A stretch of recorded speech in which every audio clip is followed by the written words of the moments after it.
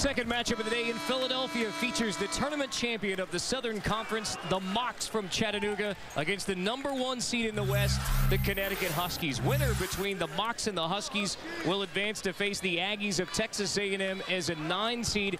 They beat BYU 79-66. The news of the day for UConn: Jim Calhoun will not coach the top seed in the West, the Huskies. George Blaney, associate head coach, will take over the head coaching duties today for UConn. Well, this is something that has not happened this year prior to a game, but Jim Calhoun has not come out for the second half on occasion, a couple of times. So these players are used to having George Blaney as the man in charge, just not from the opening tap.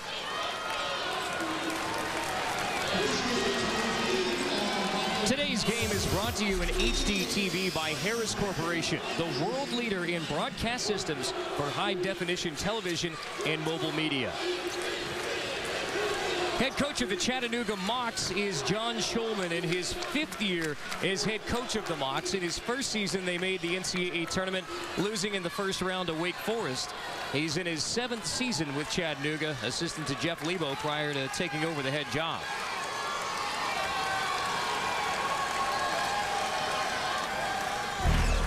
Starting lineups for the number 16 seed Chattanooga Mocs. Keep an eye on Stephen McDowell. He gets to start along with Sheard Goffney, Nikias Dokes, and Khalil Hartwell. The Philadelphia native, A.J. Price, Craig Austrie, Adrian Robinson, and Hashim Thabit, the junior 7'3" shot blocker and scorer for UConn. The opening tip is won by the Connecticut Huskies. UConn facing a Chattanooga team that I think is a far cry from a 16 seed. This is a talented and athletic team. And sure enough, a steal on the opening possession by Kieran Sheard, and a 2-0 start for the Mocs. And already this crowd behind the underdog Chattanooga. Yet one more thing that UConn is going to have to fight in this game. Of course, playing in Philadelphia, Villanova plays tonight. Villanova and UConn, Big East rivals, so a lot of Villanova fans on hand to cheer on whoever's playing UConn.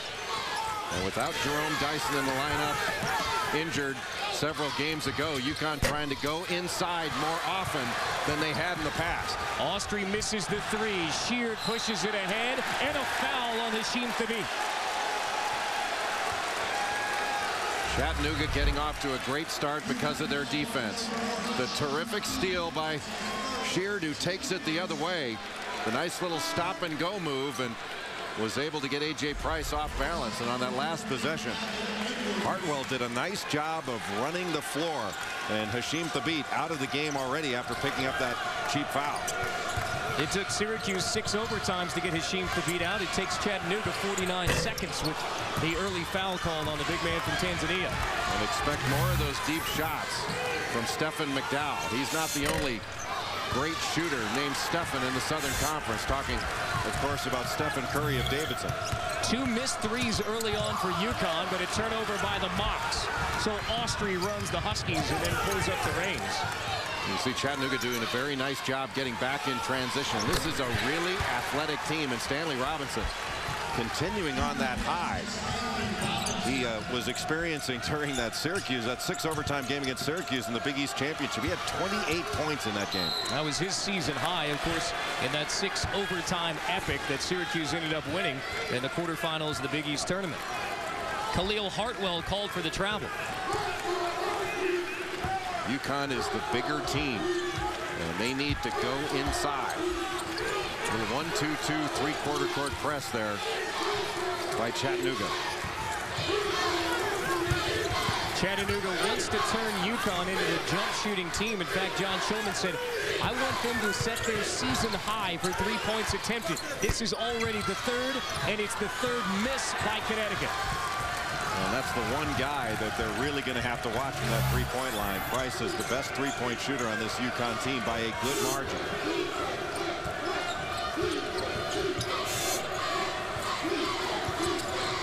Down to the post for the 6'8".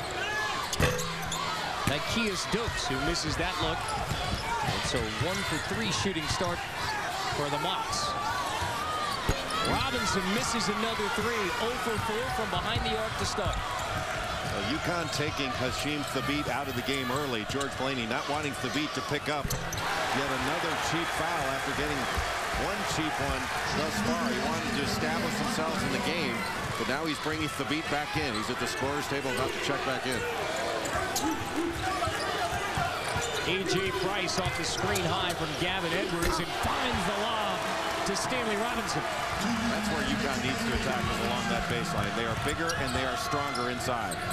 Goffney jumper in transition.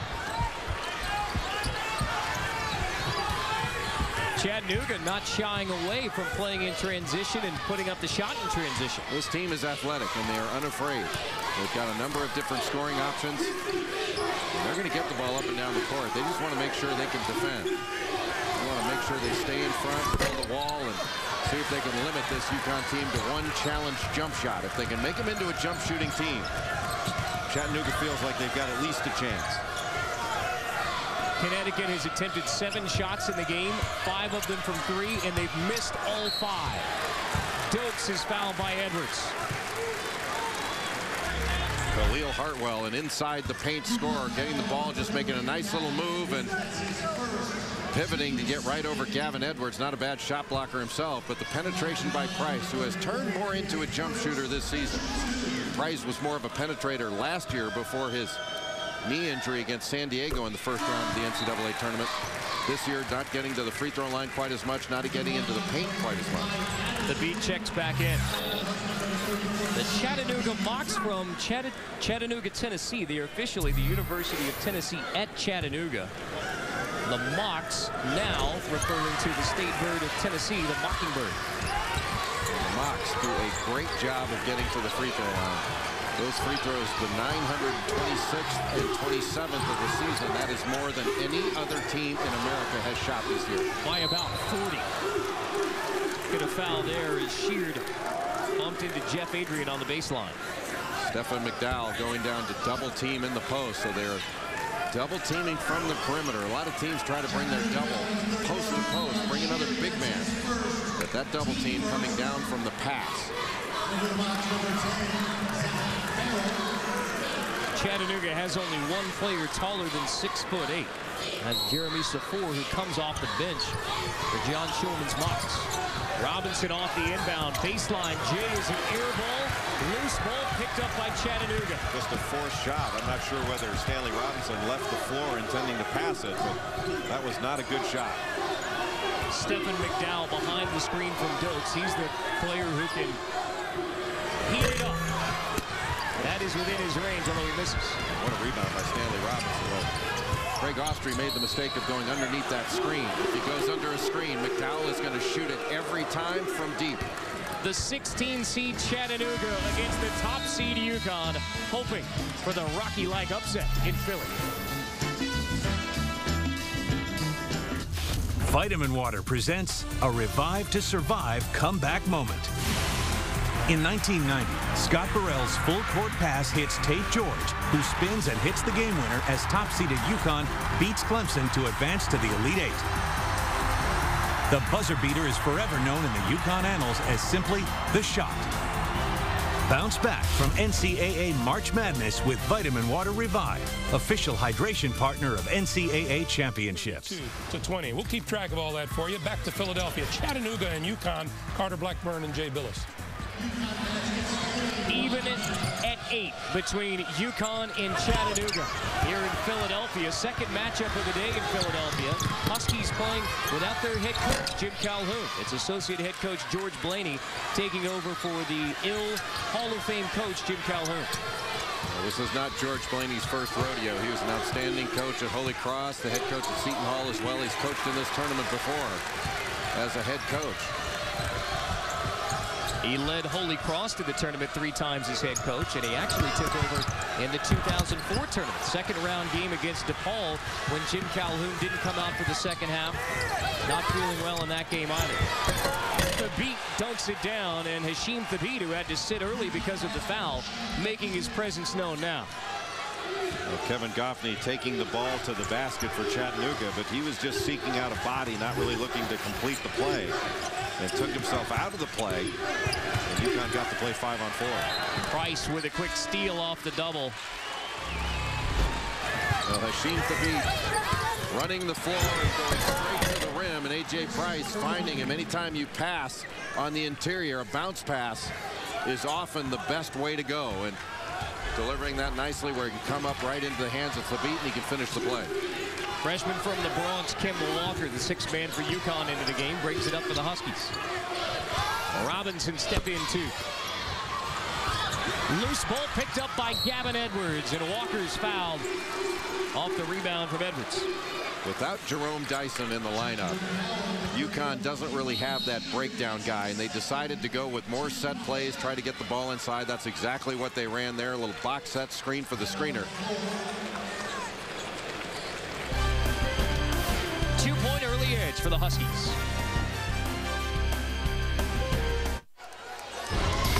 UConn with the 2-point lead, but they have been a jump shooting team in this game. That's exactly what Chattanooga wanted to make the Huskies. They are bigger, they are stronger, they are better inside, but thus far they have played right into the game plan of John Schulman by being a 3-point shooting team.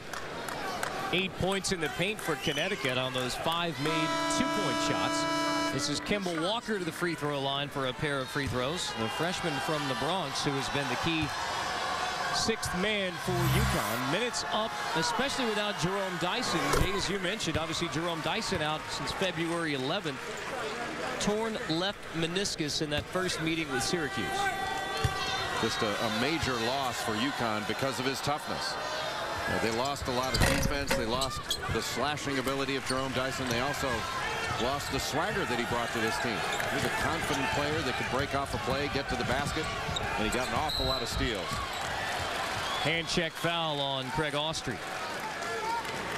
UConn has lost only 4 games all year, 3 of those coming since Jerome Dyson was lost for the season with that torn left meniscus on February 11th. Well, they've lost to Pittsburgh a couple of times and lost to Syracuse, but it took 6 overtimes for Syracuse to beat them, and took 5 overtimes to foul out 7-3 shot blocker Hasheem Thabeet. That is one thing, Carter, that nobody else in the country has. That's a shot blocker with 7-3 like Thabeet that can control the game defensively.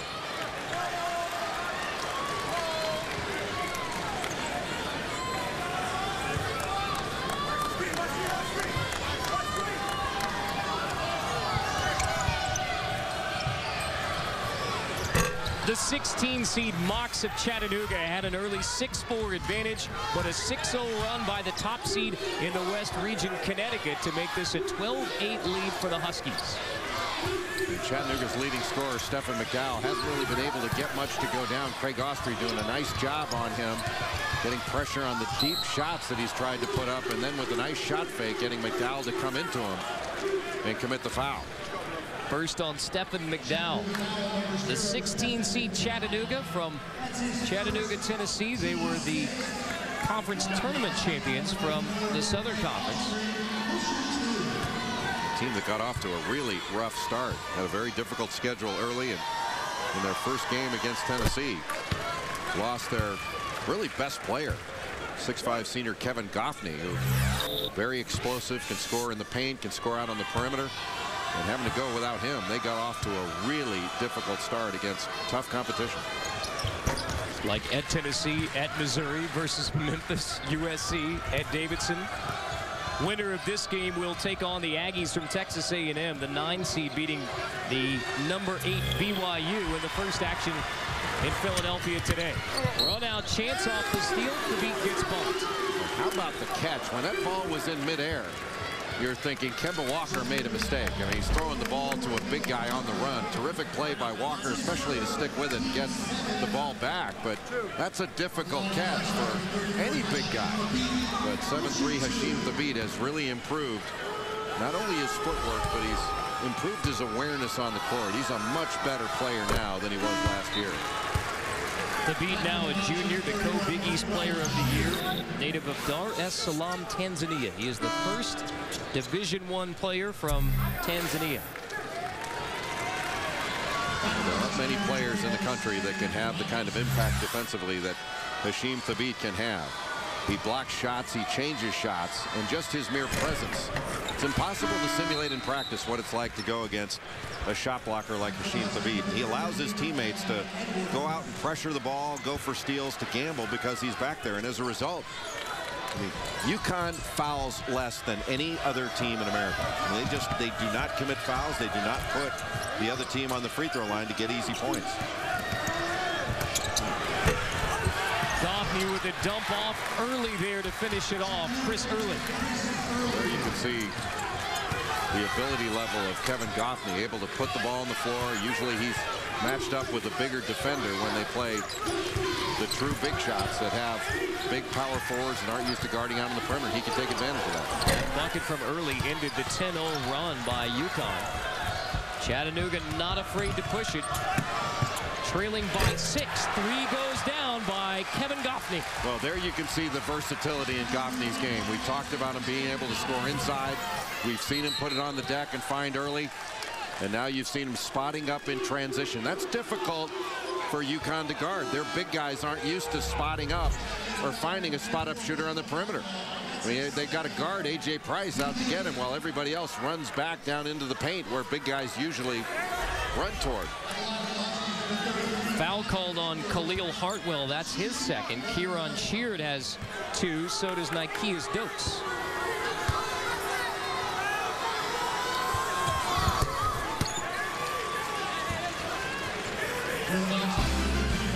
Check out all the NCAA action at CBSSports.com.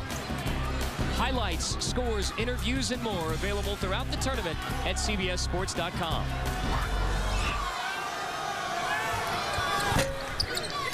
Gavin Edwards, a nice luxury for any team to have. You got a backup big guy that can come in and Got 14 points, 12 rebounds when they played Gonzaga. He was really the hero of the game, but got taken advantage of in transition on that play after he missed the free throw.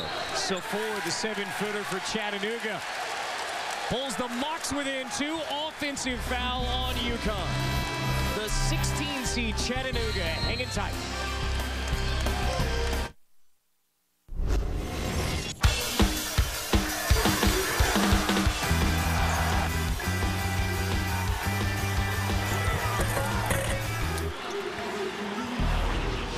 It's a 2-point game, Connecticut on Chattanooga.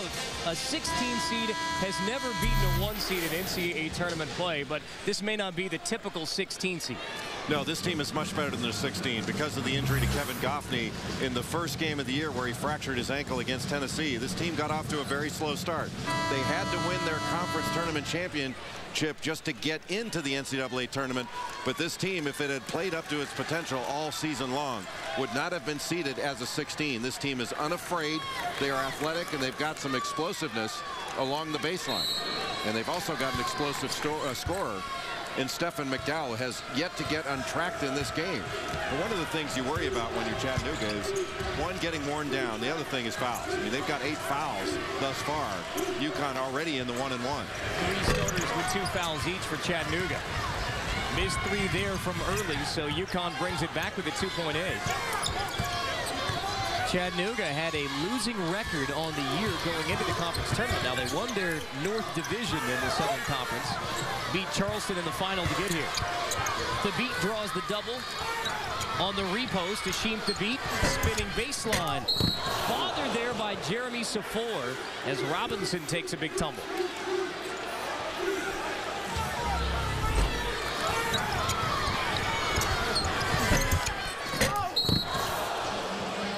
Stanley Robinson is a big-time athlete. Jim Calhoun was telling me yesterday he thinks that Robinson is a better athlete overall than was Rudy Gay at UConn, and that is saying a lot. Rudy Gay, one of the top picks in the draft a few years ago, and Robinson, excellent second effort on the glass. He's able to get up so high. He's just got an extra step on his ladder. Calhoun and everyone else knows that if Stanley Robinson can turn it up in the NCAA tournament the way he did at the end of the regular season, then UConn becomes an especially dangerous team. Well, he thinks the light is starting to go on. Consistency has always been the issue with Stanley Robinson. It's never been a question of talent. But he has had some good games of late, especially his game against Syracuse where he was magnificent. Referees doing a good job of trying to calm the players down. Both Thabit and Goffney are jawing at each other. This is not the debate team. This is the NCAA tournament. They need to pipe down and play ball.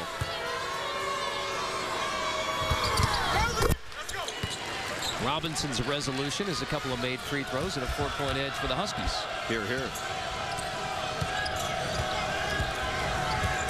Sheard brings it up. He has 2 personal fouls. Hawks led this game 8-6, trail it by 4 now. They attempt to become the first 16 seed to ever beat a 1 seed.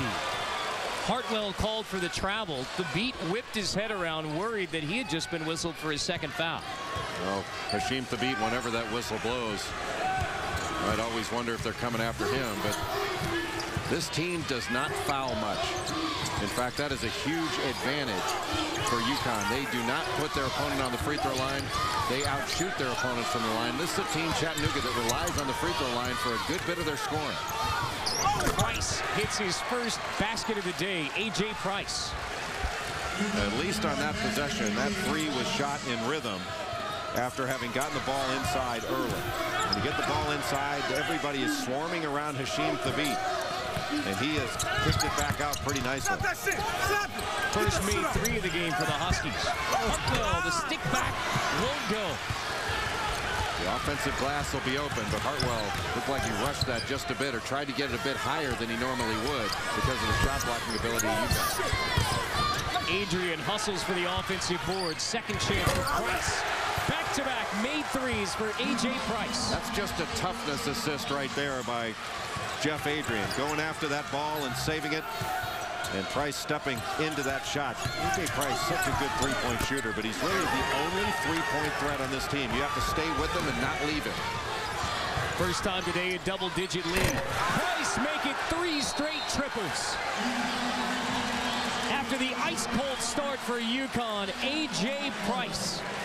After a great shooter sees the ball go through the net a couple times, you got to find him, especially in transition. A.J. Price knocking it down with confidence. An 11-0 run by UConn to make it 28-15 on the 16th seed Chattanooga. Well, UConn wants to get the ball inside, especially establishing Hashim Thabit. Khalil Hartwell guarding him. Look at everybody going. They got 3 guys surrounding him. That was probably 1 too many. Harvey coming over, Stephen McDowell as well. But that left Jeff Adrian open. And one thing that Hashim Thabit has done a very good job of in this game, when he hasn't had it initially, he's passed the ball back out and he reposts. That means he'll either get the ball back after reposting his man a little bit deeper in the lane, or he will provide an opportunity to knock down an open shot for a teammate. Thabit sat early with an early foul, but is avoided picking up his 2nd. Helping UConn extend that 13-point lead now. A.J. Price doing a nice job of staying in front of Kieran Sheard there. Sheard very good off the dribble. Misses that jumper off the dribble. Thabit corrals the rebound. It looked like Dokes had that ball equally with Thabit. And Nikias Dokes, the all-time leading rebounder at Chattanooga. Not a good foul to foul a jump shooter. A.J. Price and Bob Donato doing a little bit of a tango there at midcourt. That personal foul is the 3rd on Kieran Sheard, sending A.J. Price to the line. He has the last 9 points for Connecticut, leading this 11-0 run. I'm not sure there's a player in the Big East that has hit more big shots on the season than A.J. Price has hit for UConn. Coming up on AT&T at the half, Greg Gumbel, Greg Anthony, and Seth Davis take you out for a live look at all the action going on in the NCAA tournament. That's all coming up on AT&T at the half. The news here from Philadelphia, Jim Calhoun feeling ill on the way to the arena today, so decided that he would not coach the top-seeded Huskies. It would be George Blaney, the associate head coach, former head coach of Holy Cross, Seton Hall, and if you're a die-hard Knicks fan, you may remember him as a point guard on the Knicks teams in the early 60s. Played 1 year for the New York Knicks, and you're not going to find a better guy in the game or a better basketball man than George Blaney. Chattanooga runs the weave, trying to keep it away from Thabit.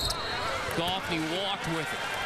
Well, that's an example. Hashim Thabit will not get a block shot on that, but his presence And the shot blocking ability just this entire UConn team, whether it's Jeff Adrian or Stanley Robinson there. But look how Thabit comes over from the weak side. He caused that turnover.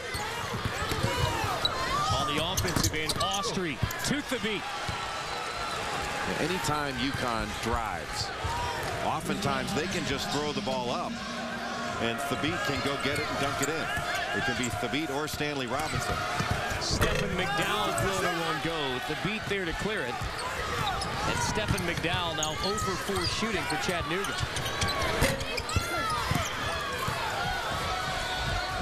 This is the kind of chaotic portion of the game where it can get away from Chattanooga in a heartbeat.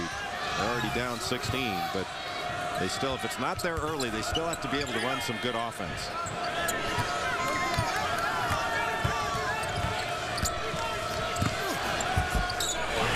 Finishes off, and finally a bucket for Chattanooga. This one from Nikia Stokes, the native of Trenton, Tennessee. Well, that's what Chattanooga wants to do. They want to set ball screens with whatever man is being guarded by Hasheem Thabit. If you move Thabit around on the floor and get him away from the lane, then you can attack the basket. That's exactly what they did on that play, and that's why they got the relatively easy layup. UConn keeps it. Chattanooga able to expose the early cracks for UConn. The Huskies lead it by 14. Very good, sir. The opening round, it was Morehead State defeating Alabama State in Dayton for the right to take on Louisville. Villanova and UCLA both coming up tonight here in Philadelphia. Well, Villanova with what can be considered a home game here in Philly, and UCLA has got a very difficult draw with VCU as their opponent, and VCU has a terrific guard in Eric Maynor, and Chattanooga has a terrific guard in Stephen McDowell, but McDowell has not been able to find any daylights thus far. He's 0 for 4 from the field. Both Craig Austri, good pass inside. Nice screen, and Chattanooga did not react very well out of that timeout. Off the inbound, Hasheem Thabit dunks it down. 10.6 rebounds for Thabit, and not even 13 minutes. In fact, Thabit sat for about 3. Stephen McDowell having an awfully difficult time finding an opening. Austri just face guarding him and staying right with him. An early 8-6 start for the 16 seed Chattanooga. The tournament champions of the Southern Conference. It was actually Charleston who knocked out Davidson. Of course, last year, Stephen Curry and Davidson with that great run to the Elite Eight. Their NCAA tournament chances ended by Charleston, and then Chattanooga beat the College of Charleston in the Southern Conference final to reach the NCAAs. Stephen McDowell misses again. His 5th miss of the game. Anytime the ball goes inside for UConn, well, this in transition, anytime it goes inside for UConn, they are double teaming down from the topside guard. You can see a nice little screen by Craig Austri. Chattanooga not doing a very good job of communicating. Really needed to step in front and angle him away from the basket. You can't just play him straight on. You got to make sure you stay in between in an angled fashion, in between Thabit and the basket. You're not worried about him jumping out to the corner and knocking in the 3. You're worried about him getting to the rim. Mox took advantage early when Hasheem Thabit was on the bench. He picked up a foul in opening couple of minutes of play. George Blaney elected to sit him rather than get him in foul trouble. Now Thabit will sit again, this time to just get a break at the 6:13 mark. But with the beat out of the game, Chattanooga was able to get some better looks to get that 8-6 lead. Well, they're a different team with Hasheem Thabit out of the game. And that's one of the reasons you really have to attack him early. You want to move him around on the floor, try to get him out of that lane, involve him in ball screen action. See if you can pick up a cheap foul or 2 and back him off. Maybe put him on the bench or backs him off from his aggressiveness. McDowell covered up by Austri again, so get it into the post for Dukes. Top floater won't go. Price there for the rebound. And Austri not helping off at all. As soon as McDowell gives the ball up, he stays right with him. Not worried about trying to help out on somebody else. The Mocs playing without their starting point guard, Kieran Sheard, who picked up 3 fouls already. Just a beautiful backdoor cut. Cleared the side. And as soon as the defender got on the high side of A.J. Price, he immediately cut backdoor. After the slow start for A.J. Price, he has 12 to lead all Husky scorers. Price, after that knee injury that he suffered against San Diego in the first round of the NCAA tournament last year, has really come back strong this year, but more of a perimeter shooting threat rather than a penetrator, which he was last year. And that was when Connecticut lost to the 13 seed University of San Diego. It has been since 2006. But UConn has won an NCAA tournament game. They missed it in 07, defeated in the first round last year. Here Price using the aggressiveness of his man here, McDowell. He stops, McDowell shoots out, and immediately he goes back door. Once he gets above his outside shoulder, he just cuts right back door. That was beautiful. Just turned his head a bit.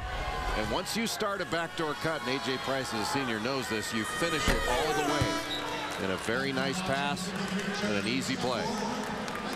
Price, who has really become the leader of this UConn team on and off the court. Obviously, Hasheem Thabeet, the co-Big East Player of the Year, but no coincidence that it's A.J. Price who leads them on the floor before the game. Well, I'm not sure there's been a player in the Big East or nationally that's been through more over the last 4 years than A.J. Price has been through. He was suspended for a role in the theft of some laptops, had brain surgery, had a catastrophic knee injury in the NCAA tournament last year, and he keeps coming back and coming back and coming back. Here's Price leading the break again for UConn. Austrie gives it up to Adrian, who muscles his way in and draws a foul. Jeff Adrian is just a workhorse. His coaches, especially George Blaney, have been working with him over the course of his career to play all the way through possessions. And he has done that and then some. Averages a double-double on the season.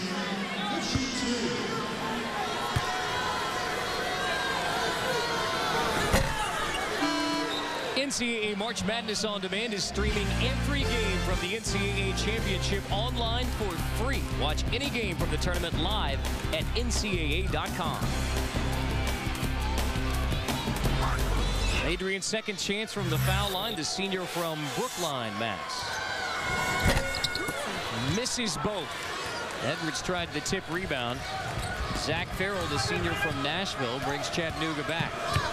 An area where Chattanooga usually scores a good deal of points from the free throw line. That area has been dominated by UConn. 19 free throw attempts for UConn, just 2 for Chattanooga.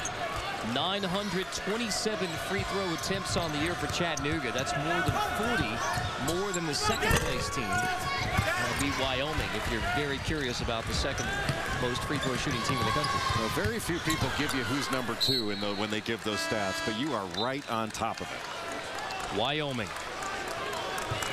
I need the abacus again to figure out how many Wyoming has attempted. Now, if you had given number 3, that would have been truly impressive. Got to save something for the second half, Jay. The Chevy MVP might have been reserved for one Carter Blackburn if he had come up with number 3 on that list. There's 20 more minutes after the half. Well, Thabeet doing a pretty good job. Involved in a ball screen. I feel like he walled off very well. Thabeet meets Patterson at the rim for the dramatic block. Boy, Ty Patterson not at all afraid to challenge Hasheem Thabeet. Technical foul called on John Shulman, head coach for Chattanooga. Well, John Shulman, a very excitable coach and one that has done a really good job keeping this team in it. But when Ty Patterson went up at the summit to meet Hasheem Thabeet, that is all ball. That should send a message when you bring it in. Don't be surprised to see it come back out. UConn missed its first 5 looks from 3, but A.J. Price has led them back with 3 made threes of his own to make this a 35-17 game. You know, Carter, Hasheem Thabeet has only played 10 minutes in this game thus far. And already he's got a near double-double. 10 points, 8 rebounds, 1 block shot, but it was a pretty significant block when Ty Patterson brought that ball in to dunk on Thabeet. And Thabeet sent it right back at him. These shots coming after the technical foul was assessed to John Shulman, Chattanooga head coach, arguing for his team after that block by Thabeet. So Austrie takes the technical shots. It'll be UConn ball. Austrie gets them both. John Schulman, a graduate of East Tennessee State. He was apparently a great tennis player for the Bucks, who of course are in the NCAA tournament as well. Spent quite a few years as an assistant coach under Jeff Lebo, now the head coach at Auburn. He's known as a defensive coach. He wanted his team coming into this game. Nice job by Thabit to go hard to the basket after that screen. Thabit setting a little screen here and then immediately turning, and you can see just getting grabbed. You know, anytime you set a screen, especially as a big guy, you need to look for your offense immediately after that screen. Oftentimes you will be open. You mentioned the defensive and rebounding reputation for Schulman. I asked Kieran Sheard, I said, how many times a day does John Schulman say the word defend? He said, well, it has to be about 25 times, but it's always accompanied by a rebound. Never separated. That's who he wants his team to be, is a defensive team that limits you to one challenge shot. They need some offense now as they turn it over again. A run-out chance for Austrie. Farrell tries to draw the charge, but no whistle. Drew Carey might appreciate that the price is right for AJ and the Huskies. He has been knocking down the open ones. Those are really all that the UConn guards should shoot. When you've got that kind of strength inside, you need to play inside out. If you do, you're going to get some open shots. You don't want to take challenge jump shots when you've got that kind of strength on the interior. The run is 23-2 now as UConn takes the commanding edge on the 16 seed Chattanooga. 16 seeds all-time 0-96. Good piece in USA Today this week about 1996 when Western Carolina had Purdue on the ropes before Glenn Robinson and the Boilermakers survived. Well, in 1990, Michigan State was taken to overtime by Murray State, one of those teams that, like Chattanooga, you could make an argument not really a 16 seed. Who was on that Murray State team, man? I can't remember who it was. Nor do I. Raise your hand, Ice, raise your hand. Sure changing somebody for the Racers. Foul called against the Huskies. Well, the crowd in a little bit of a mocking cheer right now for the fact that a foul has been called on UConn, but what they may not fully understand is this UConn team just does not foul very much. They know they've got Thabit back there to challenge shots and alter shots. And as a result, they've been a very disciplined team. They try to stay in front of you. They can gamble a little bit for steals, but they really do not put themselves in a position to foul much. And that's why they have such a huge free throw advantage, not just in this game, but overall in the season. The attempts are 23-4 in favor of UConn. Second toss from the Philly native Huntland. The only problem for Connecticut is they're not a very good free throw shooting team overall. They get to the line a lot, but they need to hit a higher percentage in order to really punish teams for fouling. They're at 68% coming into this game. Price down to the post. Adrian off the miss from Robinson. Give me that shit. A follow goes for Jeff Adrian. That's what you call second effort. Bounces it the second time.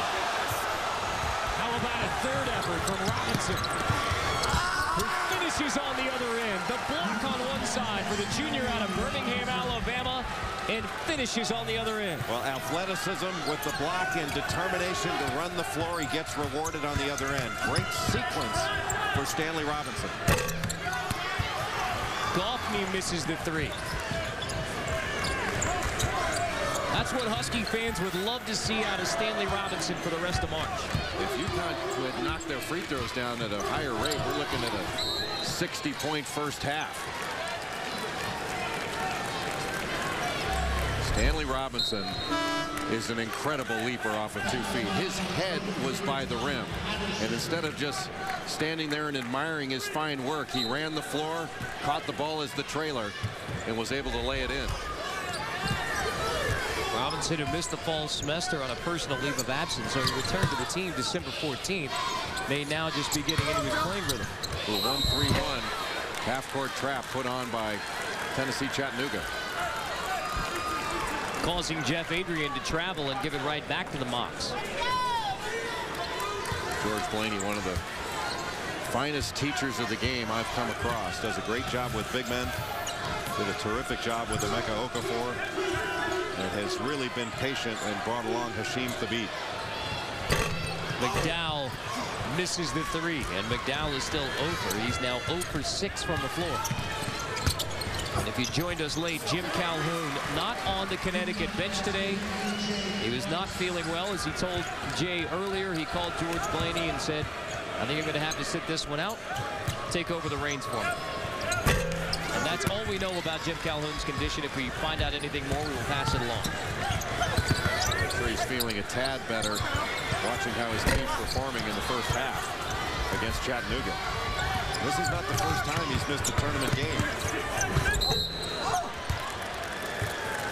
In fact, in 1999 first-round game, it was against University of Texas San Antonio where he sat out. It was Dave Lato, who was just resigned as head coach of Virginia, who actually took over that team. And then in 2004, George Blaney took over for Jim Calhoun in the middle of the second-round game against DePaul when Calhoun didn't come back out for the second half.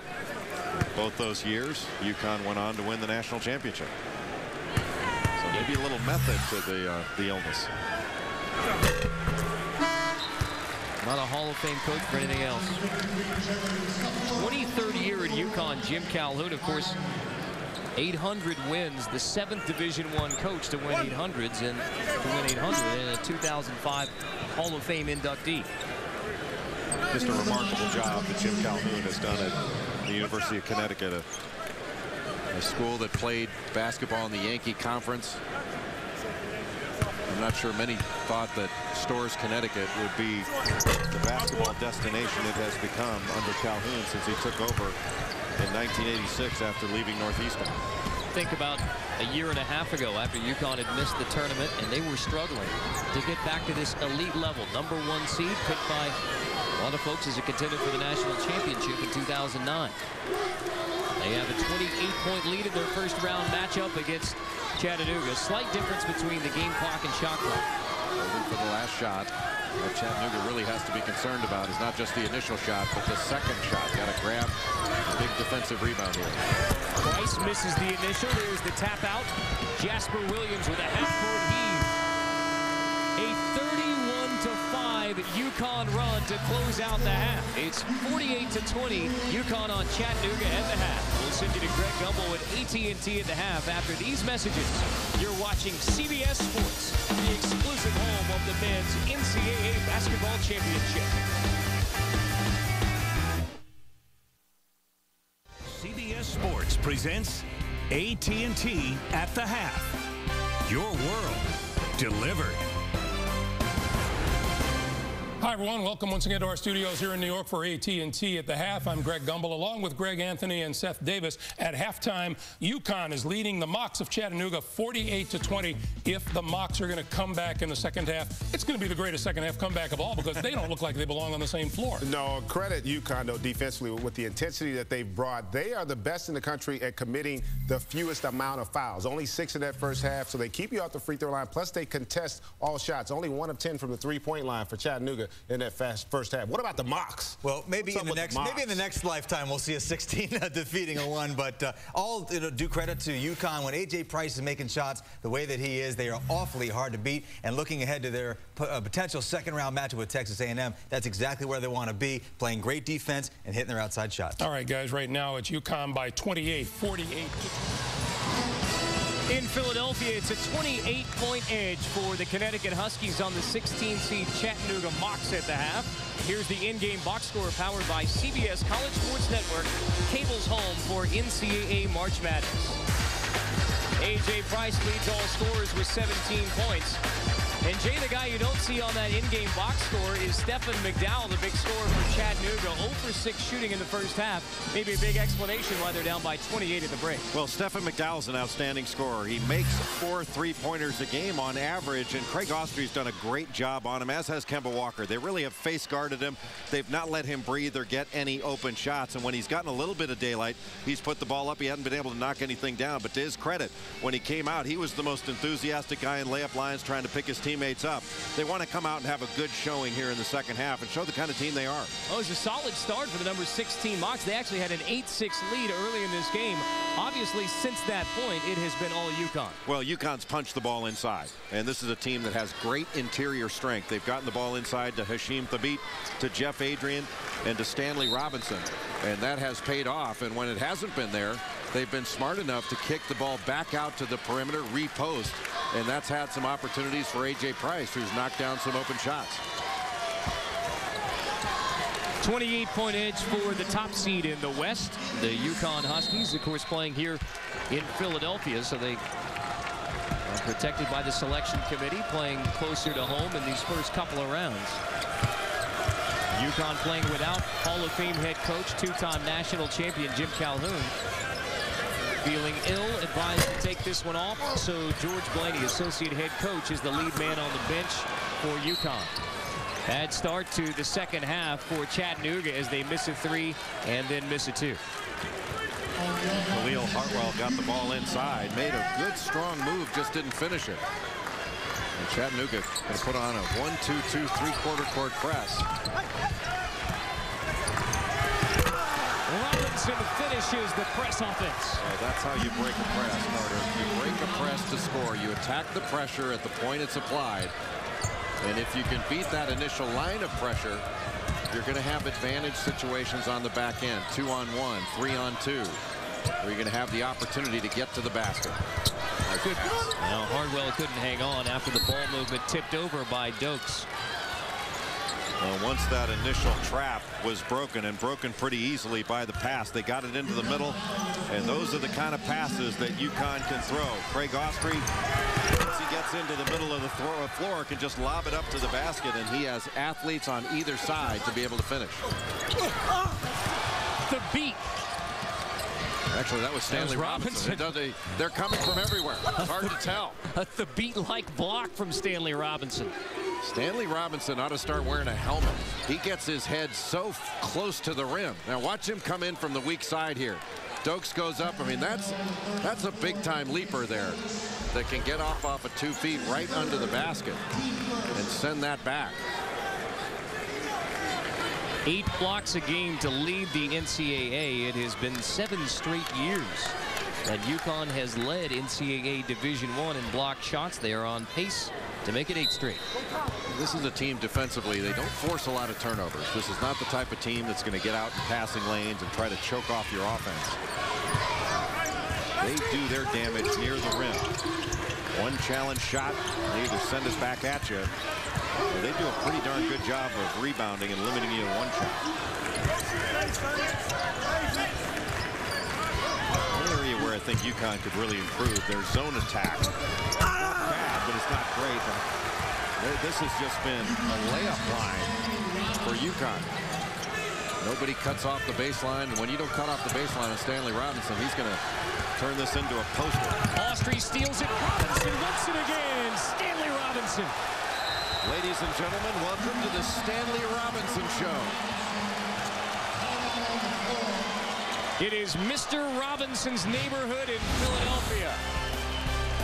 First it was New York, now Philly.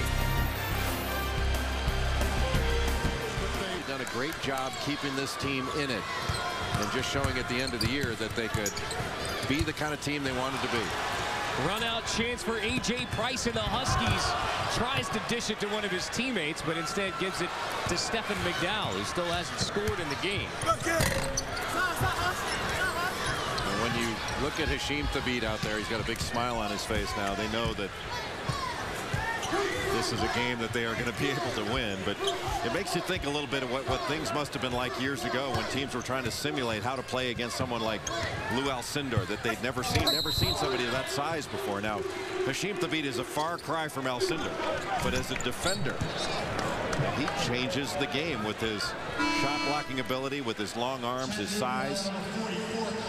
It's impossible for you to look at film and tell your team, hey, here's what you got to do against this guy, and then they get against him. And it's totally different than they envisioned. And of course, you rarely see that dominant big man in the college game today. 4 blocked shots for Thabit to go along with 10 points and 10 rebounds. Give him 2 more and a chance for the 3-point play. Now that's a move, Carter, that last year Hasheem Thabit would have been incapable of making. And there are some that would say, well, he's making this kind of move, you know, against the quote-unquote mid-major player he's going against. But he has been doing this more often against big-time competition, against any competition that he's faced. He's more confident in the low post than he's ever been, and he's just getting better and better as a player. What's made him a better offensive player this year as a junior? Well, he's been able to catch the ball, one, but he's much more patient and he's much more decisive.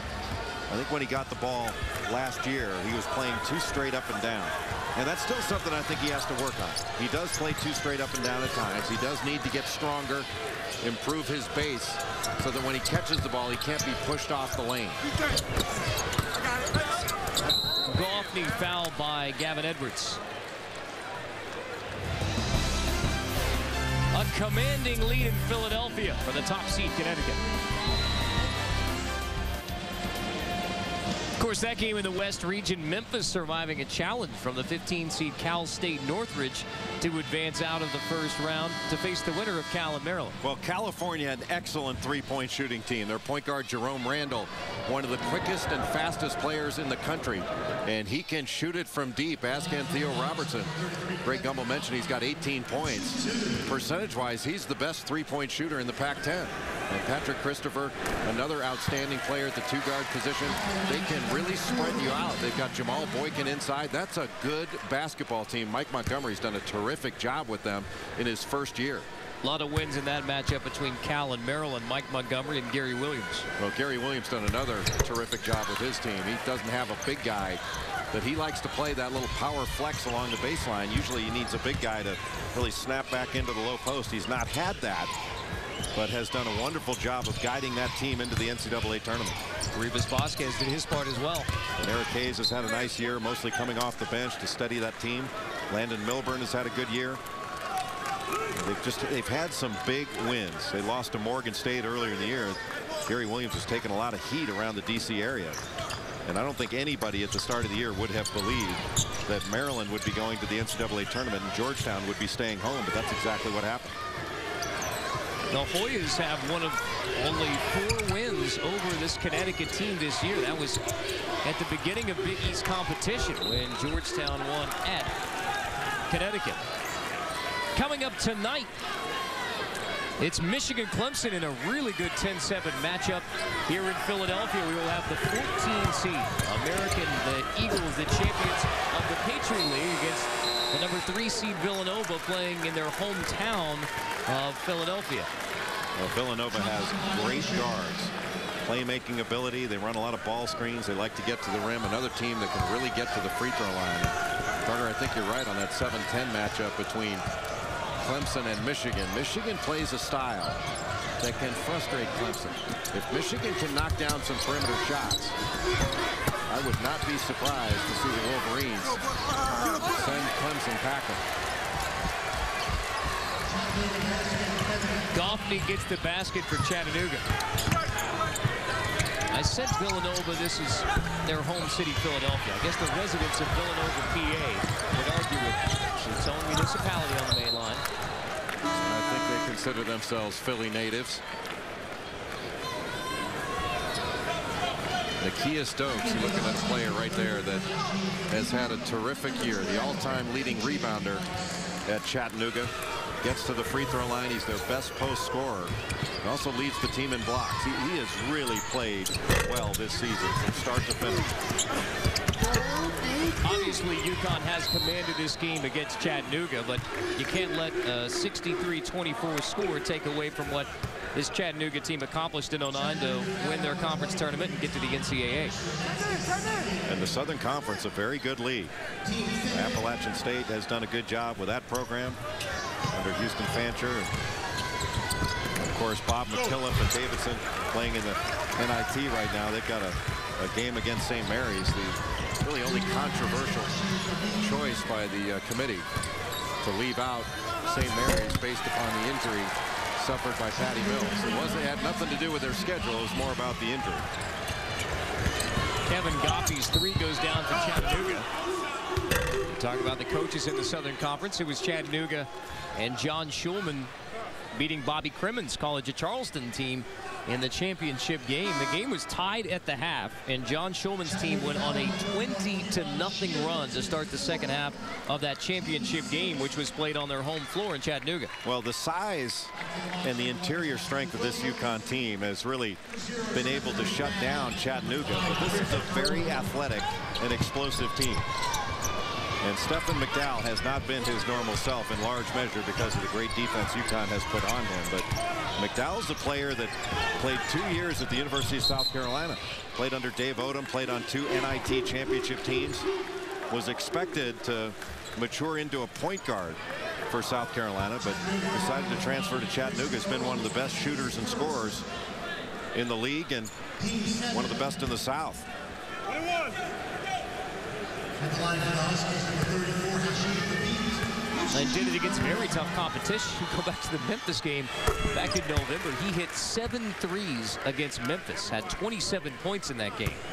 And then was MVP of the Southern Conference tournament when he averaged 21 a game in Chattanooga's 3 wins in the Southern Conference tournament. But the big 0 today, 0 for 8 shooting.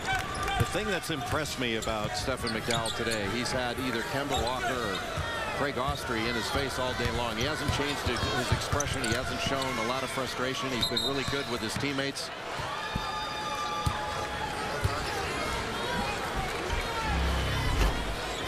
You see the screen here, nobody calling it out. You've got to get right up there and call that screen out to your point guard. Say screen right, because you run into one of those screens. You've seen a lot of those this year where guy can really get hurt, especially if he gets a head of steam up in the backcourt.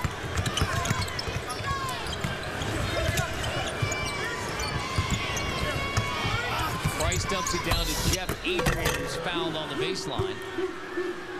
So Adrian will head to the free throw line. The lead is now 40 points for the top seed UConn.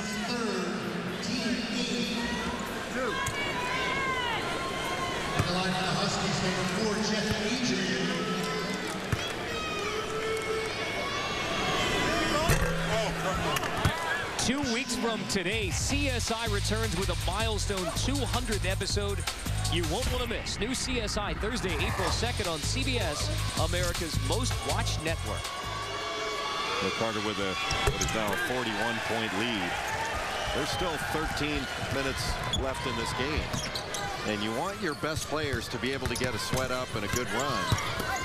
But at some point, you got to start thinking about when do you take out Hashim Thabit? When do you take out A.J. Price to rest him for the second round against Texas A&M? Because it's pretty clear that UConn is going to advance. I think all precincts are reporting in that the Huskies are going to advance to the second round. But now it becomes an issue of wanting them to continue to have some rhythm so they get prepared for the next round, but at the same time being mindful that you don't want to get anybody hurt. Need to send you to the big board to declare the winner in the Philadelphia primary, game number 2. See, that's exactly what I'm talking about. You've got both teams still trying to play hard, and you give both teams a lot of credit. But this is the kind of thing where at some point when you feel like your opponent's got nothing to lose, where something may happen, somebody doesn't jump when you go up for a rebound, you step on someone's foot and tear some ligaments in your ankle, or somebody goes for a block shot that perhaps they shouldn't and takes your legs out from under you. Well, as well as the blow there, Price got poked in the eye as well. Godfrey steps back to knock down the 3. Rather, Kevin Goffey, the senior from Ethel, Louisiana, he has 13 to lead the Mocs in scoring. The beat has it stripped away by Kevin Goffey. Still charging hard. Here's Patterson around Scotty Harrelson for the finish. Boy, nice job by Chattanooga to converge and swarm on Hashim Thabit. John Schulman's got to be proud that his team is continuing to fight throughout this game, even though they face a huge deficit in the second half.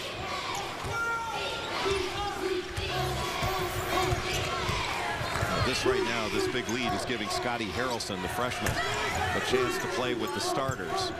Because I think throughout this NCAA tournament, he's got to be able to play some minutes. He can really shoot the ball. 6'4" out of the state of Mississippi.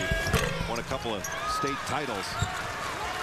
He has really got deep range. He came in late in the game. I don't even remember what overtime it was. There were so many of them against Syracuse. Hit a couple of big shots. There's Harrelson for the rebound there. A.J. Price still in. Here's Harrelson with a chance to shoot. The beat there to help out the freshman drawing the foul. A 16 seed has never defeated a #1 seed. Jonathan and the Huskies making sure history doesn't happen today in Philadelphia.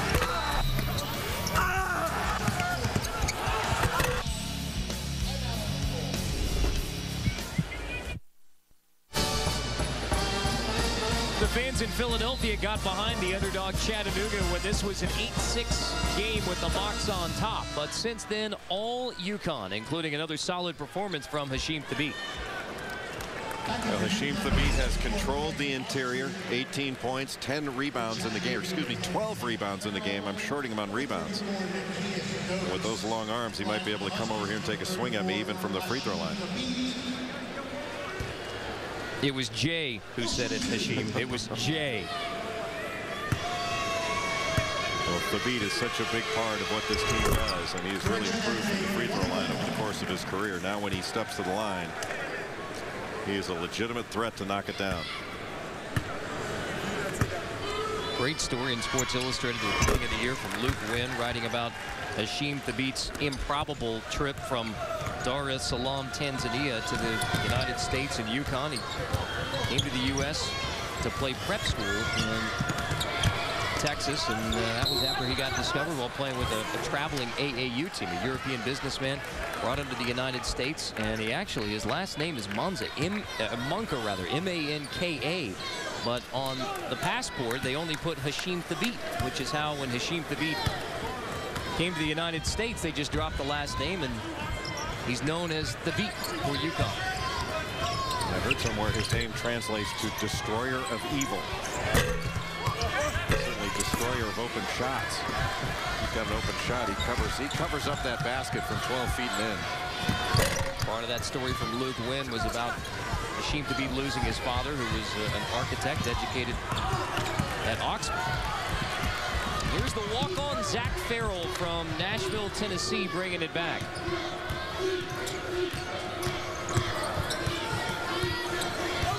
McDowell keeps the dribble alive. And to his credit, Stephen McDowell keeps working. It hasn't changed demeanor, hasn't gotten frustrated. So that's a good leader out on the floor. Nikias Dokes on the post, trying to back in now against Hasheem Thabeet. Just doesn't see that. And you can sit there and say bad shot, he shouldn't have done that, but how often does Nikias Dokes see a shot blocker the likes of Hasheem Thabeet in the Southern Conference? It's just something you cannot simulate in practice. Adrian Strong to the hoop to draw the foul.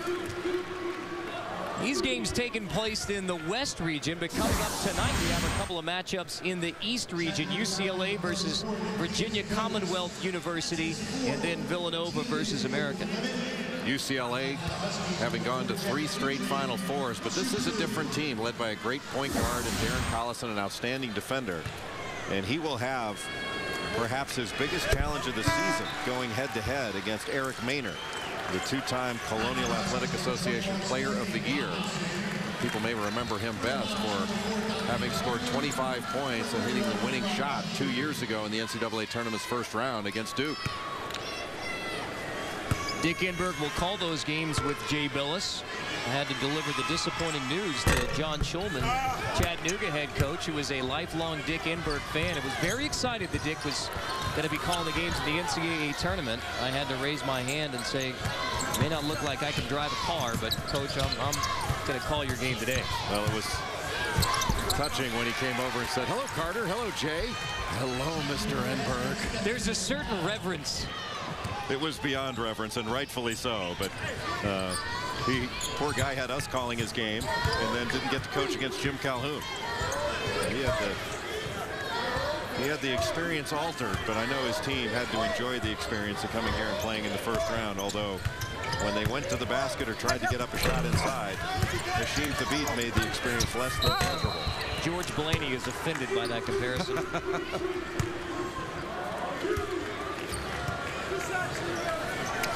George Blaney, who coached Holy Cross 3 times when he was head coach of that program, and then coached in the Big East as a head coach at Seton Hall, now in his 8th year as associate head coach at UConn. Again, the head man on the bench today with Jim Calhoun sitting this one out, not feeling well. That is the 5th foul on Kieran Sheard, the senior from Red Bank, New Jersey, the point guard leader of this team. How big of a leader? On senior day, Sheard, who was a transfer from junior college in his 2nd year with the Mocs. There were 6 seniors, one of them the 4-year walk-on Zach Farrell.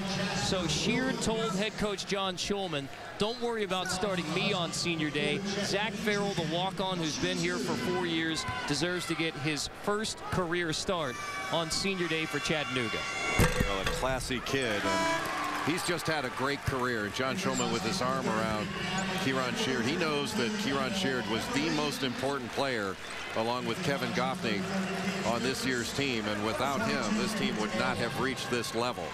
And Kieran Sheard in the Southern Conference tournament averaged over 12 points, shooting 48% from the field. He raised his game as the point guard. He's quick. He can go coast to coast. I'll tell you, he's a outstanding football player as well. The Chattanooga football coach would like him to stick around for a 5th year and get out on the gridiron.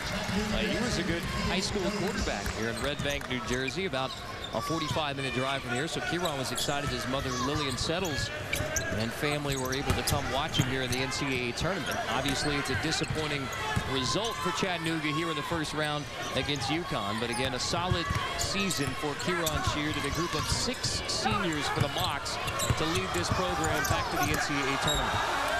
A really positive statement, though, about Chattanooga, that they were able to go through what they've been through and fight their way to the NCAA tournament. And speaking of fighting, Jeff Adrian, a player that always fights. A nice penetration by Donnell Beverly, and the drop-off to Jeff Adrian, who from Brookline, Massachusetts, has put up double-double after double-double throughout his career. You know, Jim Calhoun, his sophomore year, told me one time that Jeff Adrian is relentless, and you cannot teach relentless. Mentioned Chattanooga getting back to the NCAA tournament. 1997, they actually made it to the Sweet 16 as a 14 seed. Boy, that was a really good team. I watched them play. That was in Charlotte where they played.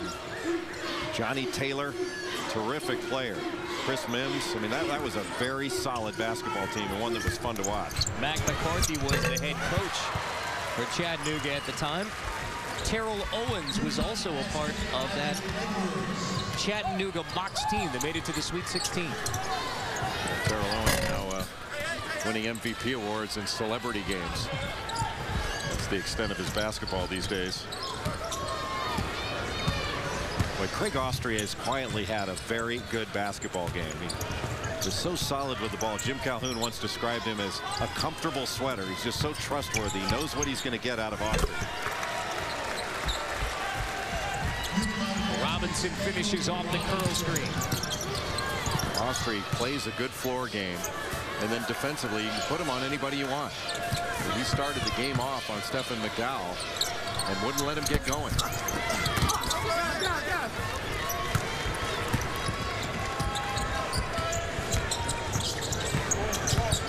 Dokes really fighting Jeff Adrian down the low block. And Dokes may be undersized, but he will fight anybody down on the low block.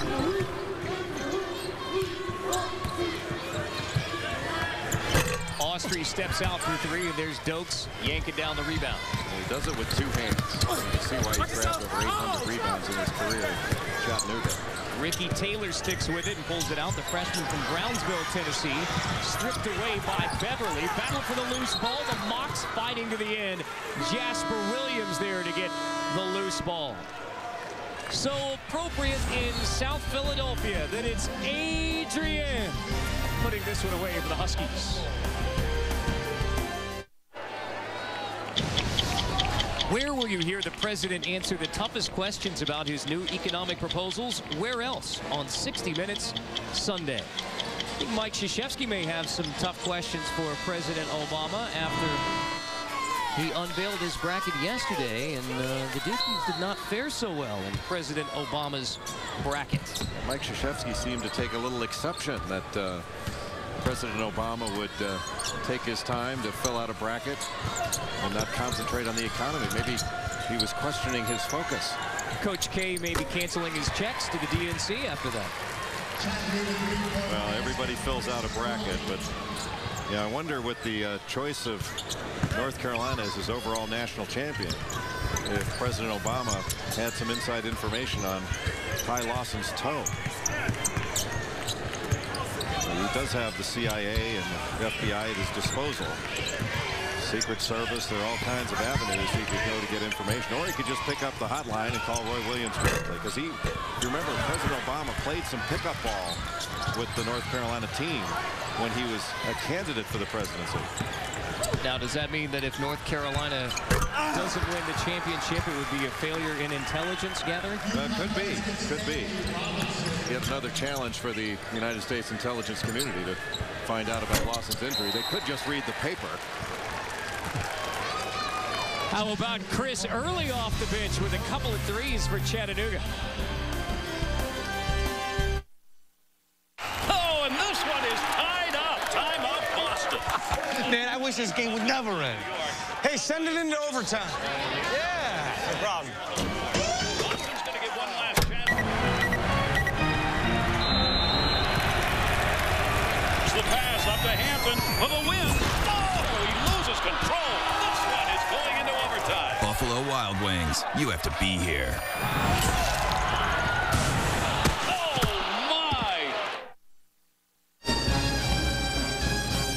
The Mocs of Chattanooga, the University of Tennessee at Chattanooga is the full name of the university. And of course you see the choo-choo train there after the old Glenn Miller hit, the Chattanooga choo-choo. And then the Mockingbird. Now originally they were known as the Moccasin. They kind of had the American Indian mask on, but 1997 they transitioned into the Mocs, being the symbol of the mockingbird, which is the state bird of Tennessee. I'm not quite old enough to understand the Glenn Miller reference here. That's a little more your era than mine. Never got a chance to see Glenn Miller live, huh? I think Jimmy Stewart may have won Best Actor for his portrayal of Glenn Miller. A quick trigger that Stephen McDowell has, but a tough night.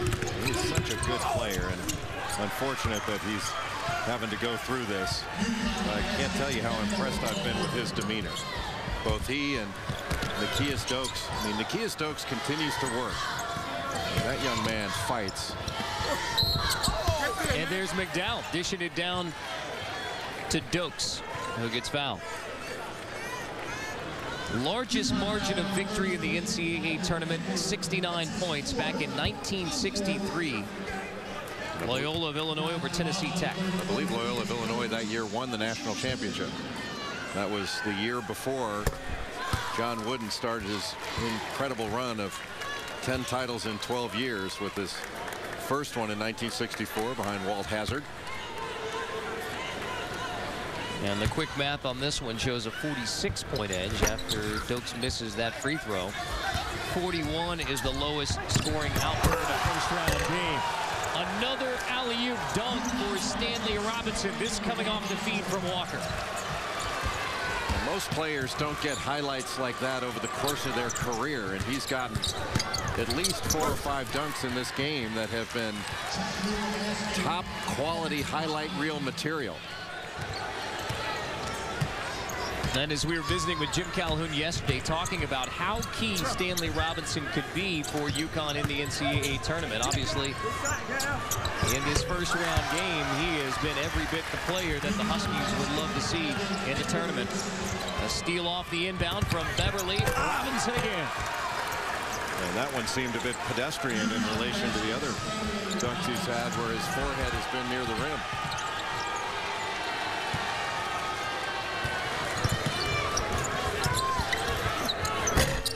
Farrell misses the three. Khalil Hartwell, the Philadelphia native, there for the stick back.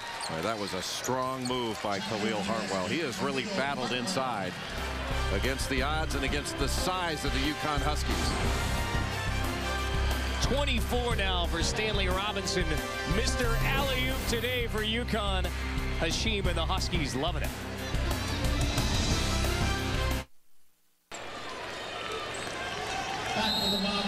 Last NCAA tournament win for UConn was 2006 versus Washington. They went on to the regional final, were defeated by George Mason. So with George Blaney as the head coach today, it will be UConn winning a game in the tournament for the first time since '06.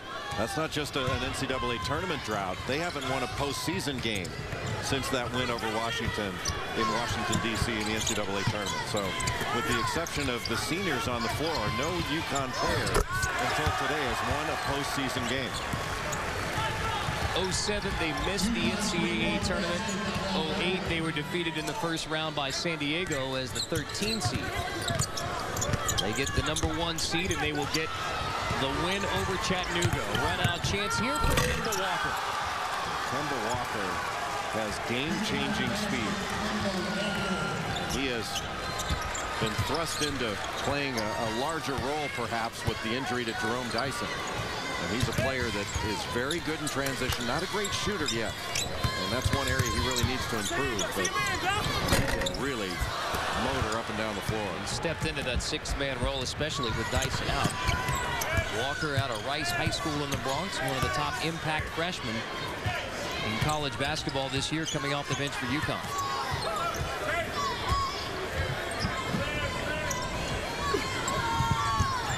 Anything this team really lacks is another perimeter threat to go along with A.J. Price. Right now, A.J. Price is the only legit three-point threat on this team. Beverly slashes and reverses. Donnell Beverly, the sophomore from California. Went to Lusinger High School, a lefty. It was awfully difficult for him to find minutes with this veteran backcourt.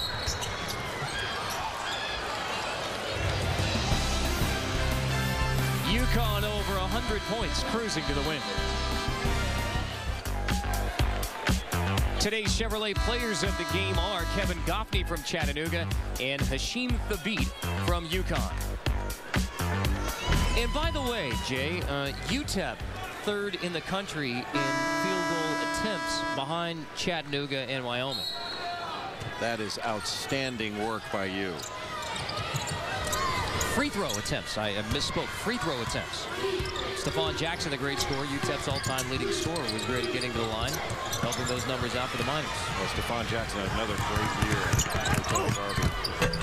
Beverly with the reverse. Off the steal, off the inbound. Both teams playing to the end. Obviously, the UConn bench has gone very deep now. Well, one thing UConn is going to have to face when they face Texas A&M in the second round is a team that sets a lot of ball screens. And one of the ways you can try to neutralize Hashim Thabit is to move him around on the floor, get him out of the paint. So guys like Chinamelu Ilanu and Brian Davis, they can get out and set some run-out ball screens out on the perimeter and force Hashim Thabit to come with them. Jonathan Mendel up, air balls, Linder gets fouled. John Linder playing just his third game of the year. He has not made a field goal all year. He has not scored all year. A chance to go to the foul line. Well, and it's nice to see his teammates as he gets inside position on Dante Harvey. Nice to see his teammates up and cheering for John Linder. Just like the rest of his teammates, goes to practice every day, laces him up, and works his tail off. The senior walk-on from Cheshire, Connecticut, looking for his first point of the senior season.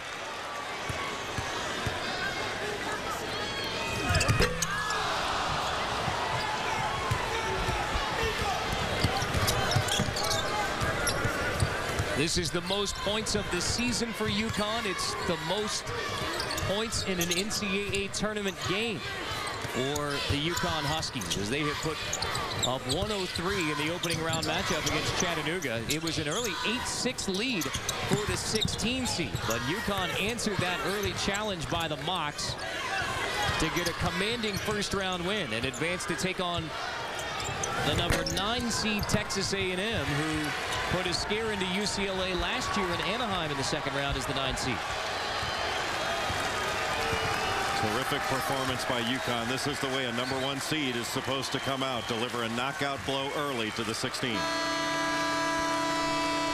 George Blaney filling in for the ill Jim Calhoun gets the win over the 16 seed Chattanooga Mocs. Final score, UConn 103, Chattanooga 47. For Jay Billis, this is Carter Blackburn. So there's our final score in Philadelphia, 103-47. Top seed UConn moves on.